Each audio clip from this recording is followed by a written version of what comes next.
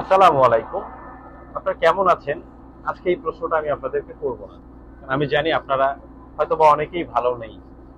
কারণটা হচ্ছে, আমাদের বাংলাদেশে এখন অত্যাধিক পরিমাণে এত বেশি গরম পড়ে যাওয়ার কারণে আমরা আসলে অনেকেই ভালো নেই।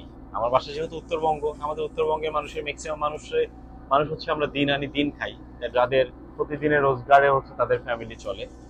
তো যাই হোক, আজকে আমরা এই পরিস্থিতির শিকারটা কেন, সেটা হচ্ছে আমরা আমাদের নিজেদের দোষেই। আপনাদেরকে যদি আমি একটু দেখানোর চেষ্টা করি, sorry,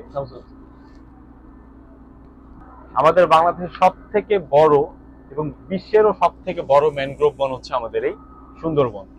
বাংলাদেশে যে বড় বড় ঝড়গুলো চলে আসে, সেই বড় বড় ঝড়গুলোর আঘাত থেকে আমাদের এই একটি মাত্র বন, ম্যানগ্রোভ বন, আমাদেরকে রক্ষা করে যাচ্ছে। আমাদের এই কঠিন পরিস্থিতি থেকে বাঁচতে হলে আপনাদেরকে আমি আমার এই ভিডিওর মাধ্যমে শুধু একটা জিনিসই বলবো, এই কঠিন অবস্থা থেকে বাঁচতে হলে আপনারা অনেক বেশি বেশি করে আপনাদেরকে গাছ রোপণ করতে হবে, বৃক্ষরোপণ করতে হবে। বৃক্ষরোপণ না করলে আপনারা হয়তো এই বছর হয়তো এখন একটু বৃষ্টি শুরু হয়ে গিয়েছে, ওয়েদার একটু কুল হয়ে গিয়েছে, ঠান্ডা হয়ে গিয়েছে, বাট নেক্সট ইয়ারটা কি হবে এটা একটু চিন্তা করতে হবে। তো আমাদের সবার পক্ষে আসলে নিজেদের বাসায় এসি লাগানো সম্ভব না। শহরে যারা থাকেন, যাদের অনেক টাকা পয়সা আছে, তারা হয়তো বা 24/7 এসির মধ্যে থাকেন এবং তারা এই কষ্টটা বুঝবে না। তো আমি বলবো আপনাদেরকে, আমি আমার এই ভিডিওর মাধ্যমে একটি মেসেজই দিতে চাই, আপনারা বেশি বেশি গাছ লাগান, বেশি বেশি বৃক্ষরোপণ করুন।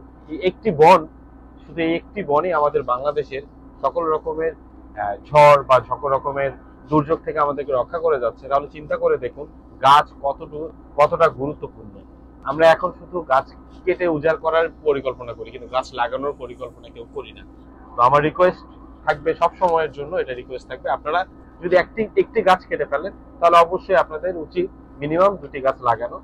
বেশি, অবশ্যই তার থেকেও বেশি লাগানোর চেষ্টা করবেন। মিনিমাম দুটো গাছ হলেও আপনারা লাগাবেন।